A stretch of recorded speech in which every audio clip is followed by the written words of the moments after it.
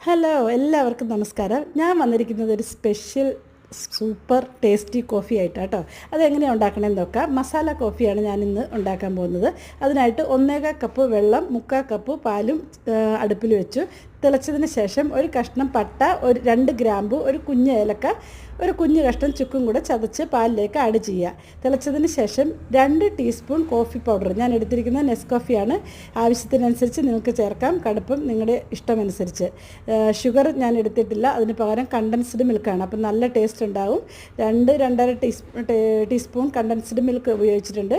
അത് ആഡ് ചെയ്തതിന് ശേഷം കോഫി ഒരു മഗ്ഗിലേക്ക് അരിച്ചൊഴിക്കാം. കാരണം അതിനകത്ത് നമ്മൾ ചതച്ചിട്ട മസാലയുണ്ട്.